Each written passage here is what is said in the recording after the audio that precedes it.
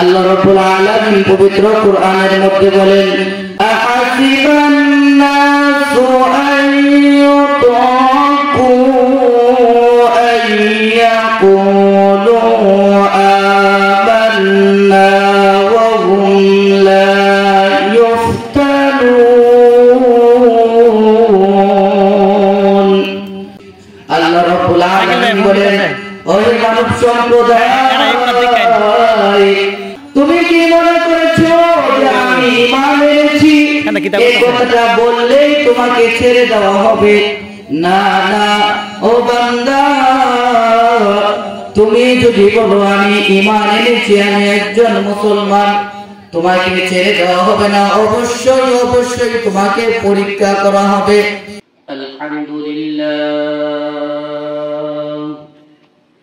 الحمد لله نحمده ونستعينه ونستغفره ونعوذ بالله من شرور أنفسنا ومن سيئات أعمالنا من يهده الله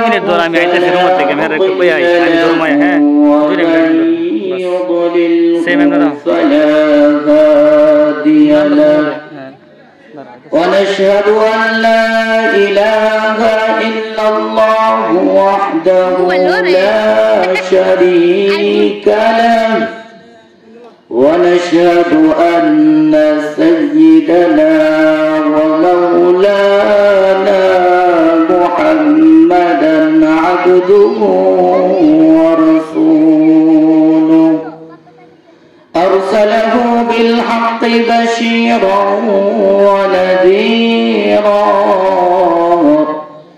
وداعيا إلى الله بإذنه وسراجا وقمرا منيرا أعوذ بالله من الشيطان الرجيم.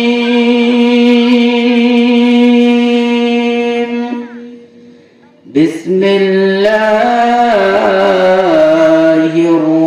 الرحمن الرحيم.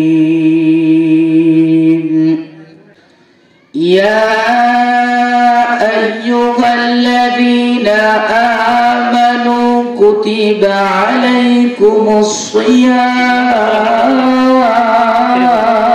الصيام يا أيها الذين آمنوا كتب عليكم الصيام كما كتب على الذين من قبلكم لعلكم تتقون.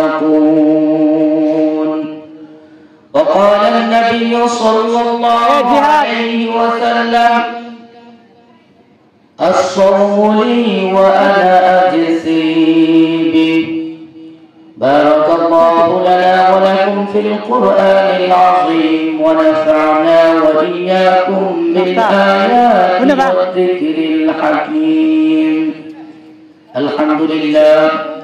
শ্রীপুর দক্ষিণ পূর্ব পাড়া যুবকবৃন্দের উদ্যোগে প্রথম বার্ষিক ওয়াজ ও দোয়ার মাহফিলের সম্মানিত সভাপতি এবং মুসলমান ভাই ও বোনেরা, সকলের প্রতি আমার আন্তরিক সালাম।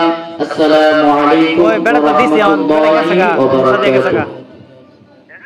আপনাদের সামনে পবিত্র কালাম শরীফ থেকে একখানা আয়াত পাঠ করেছি।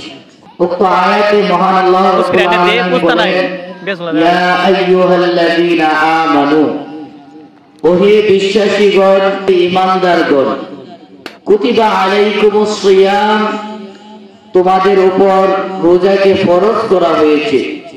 কামা কুতিবা আলাল্লাযীনা মিন ক্বাবলিকুম, যেমন ভাবে ফরজ করা হয়েছিল তোমাদের পূর্ববর্তী লোকদের উপর। লাআল্লাকুম তাত্তাকুন, যাতে করে তোমরা ক্ষুধাভীরু হতে পারো। তাহলে আমরা উক্ত আয়াত থেকে জানতে পারলাম যে আল্লাহ তাআলা আমাদের উপর রোজাকে ফরজ করে দিয়েছেন। আর এই রোজার ফজিলত এত গুরুত্বপূর্ণ যে মহান আল্লাহ রাব্বুল আলামিন বলেন, হে বান্দা, তুমি যদি নামাজ পড়ো, তুমি যদি হজ করো, তুমি যদি যাকাত প্রদান করো, তাহলে আমি রব্বুল আলামিন সেটার প্রতিদান তোমাকে সাথে সাথে দিয়ে দেব। ওই বান্দা, রোজা এমন একটা ইবাদত, যে ইবাদতটা যদি তুমি করো, যদি রোজাটা যদি তুমি পালন করো, তাহলে তার যে ফজিলত রয়েছে, তার যে সওয়াব রয়েছে, তার সওয়াবটা আমি সাথে সাথে দিব না, স্বয়ং আমার সাথে যেদিন তোমার সাক্ষাৎ হবে সেদিন আমার নিজ হাতে তোমাকে সেই প্রতিদানটা দেব। সুবহানাল্লাহ। আল্লাহ রাব্বুল আলামিন পবিত্র কোরআনের মধ্যে বলেন, আহাসিবান নাসু আন ইউতরাকু আন ইয়াকুলু আমান্না ওয়া হুম লা ইফতানুন। তুমি কি মনে করেছো যে আমি ঈমান এনেছি, এই কথাটা বললেই তোমাকে ছেড়ে দেওয়া হবে? না না, ও বান্দা, তুমি যদি বলো আমি ঈমান এনেছি, আমি একজন মুসলমান, তোমাকে ছেড়ে দেওয়া হবে না। অবশ্যই অবশ্যই তোমাকে পরীক্ষা করা হবে। পবিত্র কোরআনের সূরা বাকারার মধ্যে আল্লাহ রাব্বুল আলামিন বলেন, وَلَنَبْلُوَنَّكُمْ بِشَيْءٍ مِّنَ الْخَوْفِ وَالْجُوعِ। অবশ্যই অবশ্যই আমি তোমাকে পরীক্ষা করব। বান্দা, আমি তোমাকে পরীক্ষা করার জন্যই তো দুনিয়ার মধ্যে পাঠিয়েছি। বান্দা, কি কি বিষয়ে পরীক্ষা করব সেটাও আমি তোমাকে বলে দিচ্ছি। ওয়ালানাবলুওয়ান্নাকুম বিশাইইম মিনাল খাউফি ওয়াল জু', আমি তোমাকে ক্ষুধা দিয়ে পরীক্ষা করব। ওই বান্দা,